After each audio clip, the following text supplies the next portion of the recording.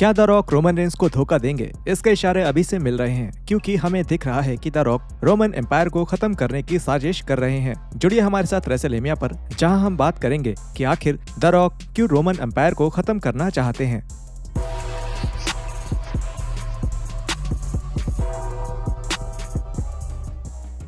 उससे पहले रोज की रेसलिंग वीडियोस के लिए हमारे चैनल को सब्सक्राइब करके नोटिफिकेशन बेल दबाना ना भूलें और एक्सक्लूसिव लिस्ट के लिए हमें फेसबुक पर फॉलो करें और रेसलमेनिया शॉर्ट्स पर हमारी नई वीडियोस जरूर देखें।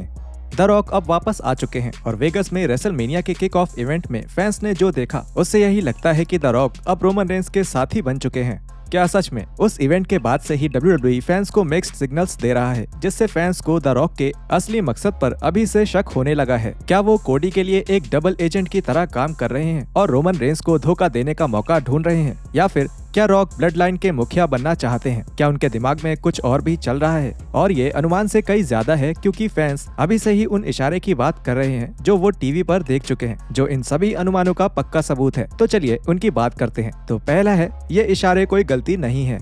कभी कभी फैंस जो टीवी पर देखते हैं उसका कुछ और ही मतलब समझ लेते हैं, क्योंकि वो हमेशा कुछ बड़ा होने की या अपने पसंदीदा रेसलर के साथ कुछ अच्छा होने की उम्मीद करते रहते हैं। WWE के पुराने फैंस को ये पता है कि WWE की स्टोरी लाइन्स हमेशा बिल्कुल साफ सीधी नहीं होती। ये स्टोरी लाइन्स बहुत बिखरी होती हैं और कई बार तो बिना किसी नोटिस के खत्म भी हो जाती हैं। अब चाहे वो स्मैकडाउन हैकर की स्टोरी लाइन हो या लाना और बॉबी लैशली के साथ ली मॉर्गन के लव ट्रायंगल की स्टोरी लाइन। लेकिन अब chief content officer triple H और रॉब फी, जिन्हें 2022 में WWE के लॉन्ग टर्म क्रिएटिव के डायरेक्टर के तौर पर लाया गया था, इन दोनों की वजह से चीजें बहुत बदल चुकी हैं। अब WWE अपने दर्शकों को उनके प्रोग्राम्स में अलग अलग तरह के क्लूज देता है, जिससे फैंस को समझ आए कि एक स्टोरी लाइन किस तरह बढ़ने वाली है। 2022 में सफेद रैबिट के वो क्लूज जो ब्रे वाइट की वापसी से जुड़े थे, उससे WWE यूनिवर्स की कल्पना ही बदल गई थी। हम पहले भी इस बारे में बात कर चुके हैं, लेकिन ये बताना बहुत जरूरी है ताकि ये समझ आ सके कि WWE ने स्टोरी टेलिंग का अपना तरीका कितना बेहतरीन कर दिया है। द रॉक की प्रेजेंस का फायदा उठाना।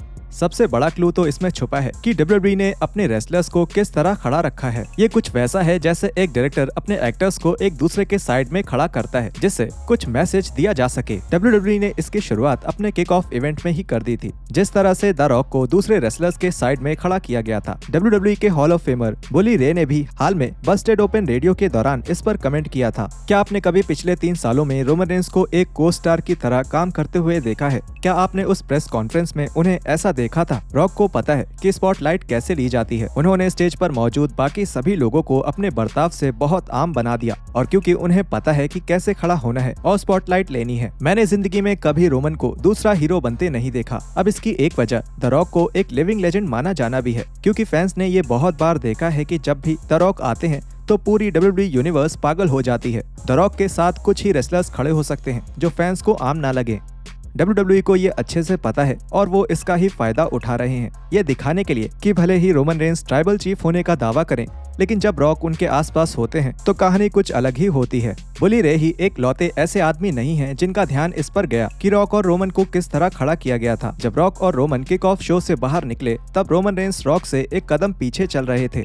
यह इस बात का इशारा था कि एक आदमी जो हमेशा लोगों का ध्यान अपनी तरफ चाहता है, वो भी रॉक से दबता है। यहाँ की पावर डायनेमिक अब बदल रही है। कुछ फैंस को लगता है कि जब रॉक ने कोडी को थप्पड़ मारा था और उनका साथ दिया, तब रोमन हैरान हो गए और इसलिए उनकी इज्जत करने लगे। लेकिन रोमन रेंस, जिन्होंने लगभग 3 साल पहले ब्लड लाइन बनाई थी और अब वो उसके राजा बने हुए हैं, वो पहले ही अपना कंट्रोल खो चुके हैं। और ये बात अगले इशारे से साफ हो जाती है, जिसकी हम अब बात करेंगे। स्मैकडाउन में क्लूज का भंडार। 16 फरवरी को हुए स्मैकडाउन में और भी क्लूज दिखे, जब द रॉक WWE यूनिवर्स से किक ऑफ शो के दौरान हुए झगड़े और रेसलमेनिया 40 में वर्ल्ड टाइटल के लिए रोमन रेंस को कोडी रोड्स की चुनौती के बारे में बात करने आए। इनमें पहला है कि जैसे ही द रॉक वहां आए, और ये बात भी गौर करने वाली है कि वो बाकी ब्लड लाइन मेंबर्स से अलग एंट्री लेकर आए थे।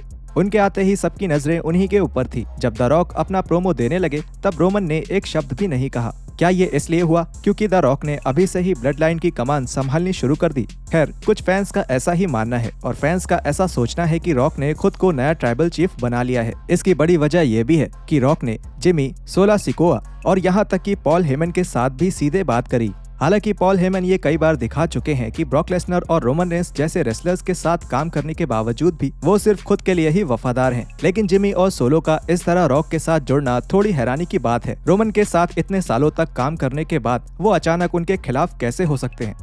क्या ये सच में हुआ है? फैंस पहले ही जे ऊसो को ब्लड लाइन से अलग होते हुए देख चुके हैं और एक समय तो जिमी ऊसो भी ऐसा करने के लिए तैयार थे, लेकिन फिर उन्होंने एक अजीब फैसला किया कि उन्हें ऐसा नहीं करना, जिससे ये समझ आता है कि जिमी ने रोमन की जीत के लिए समर स्लैम में जे को हरा दिया। फैंस ने भी ये देखा है कि सोलो सिकोआ को रोमन रेंस पर शक हुआ था और ऐसा भी लगा था कि वो रोमन को एक समोअन स्पाइक भी दे सकते हैं। ऐसा मुमकिन है कि रॉक इन तीनों से बातचीत कर रहे हैं और अंदर से ही एक विद्रोह तैयार कर रहे हैं। इससे ये भी समझ आता है कि Paul Heyman WrestleMania kick off event में द रॉक की तरफ इतने ध्यान से क्यों देख रहे थे।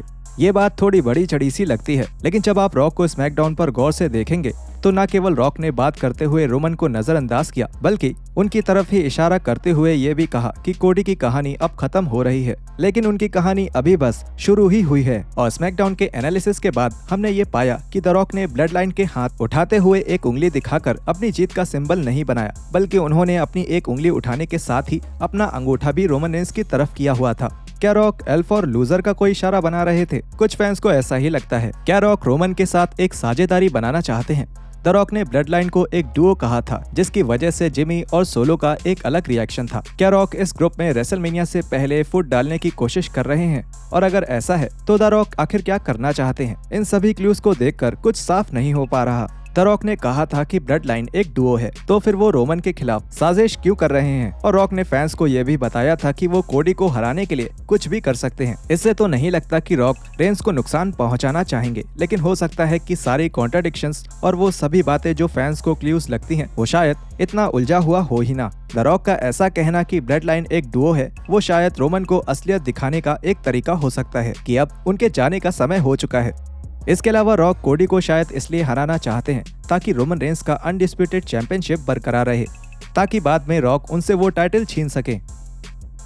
लेकिन ये कहानी अभी बस शुरू ही हुई है। रेसलमेनिया में अभी भी 6 हफ्ते बचे हैं, जिसका ये मतलब है कि WWE अभी उस कगार पर है जहां वो चाहते हैं कि फैंस ये सब सोचते रहें। क्या रॉक ने ब्लड लाइन का मुखिया बनने का फैसला किया है? अगर हाँ, तो रोमन को उन्हें मुखिया मानना पड़ेगा और उनके नीचे काम करना पड़ेगा। लेकिन अब उन सभी पॉइंट्स का क्या, जिनके ऊपर हम पहले ही बात कर चुके हैं? सच्चाई तो ये है कि WWE अभी भी रेसलमेनिया 40 और उसके आगे बढ़ने के लिए इस स्टोरी लाइन को बना ही रही है।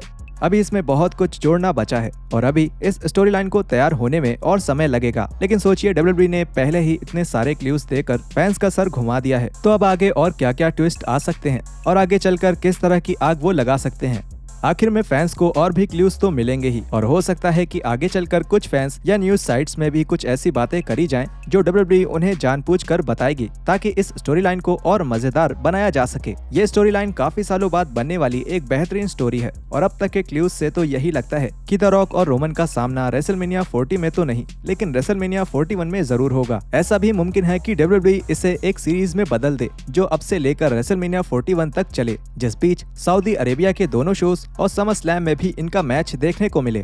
WWE को पहले से भी ज्यादा सफल बनाने में द रॉक का बहुत बड़ा रोल है और ये सब TKO होल्डिंग्स का बोर्ड मेंबर होने और मैच इंसेंटिव्स मिलने की अफवाहों की वजह से ही हुआ है। ये स्टोरी लाइन WWE और द रॉक को बहुत बड़ा फायदा दे सकती है, लेकिन हमें गलत मत समझिएगा। हम ऐसा बिल्कुल नहीं कह रहे कि फैंस को मिलने वाले सारे क्लूज बिल्कुल सही होंगे और ये बताएंगे कि स्टोरी लाइन किस तरह आगे बढ़ेगी। एग्जाम्पल के लिए एक थ्योरी ऐसी भी थी कि रॉक ने स्मैकडाउन के दौरान लेपर्ड स्पॉट प्रिंट की जैकेट पहनी थी, जिससे कुछ फैंस को लगा कि लेपर्ड्स एक ही जगह बने रहते हैं, जिसका ये मतलब था कि सालों तक बेबी फेस बने रहने के बाद द रॉक अचानक से हील नहीं बनेंगे।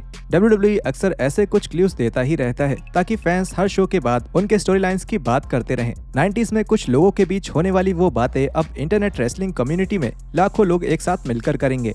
आप लोगों को क्या लगता है? हमें नीचे कमेंट सेक्शन में अपनी राय जरूर बताएं और हम मिलते हैं आपसे अगली वीडियो में ऐसे ही कुछ और रेसलिंग कंटेंट के साथ।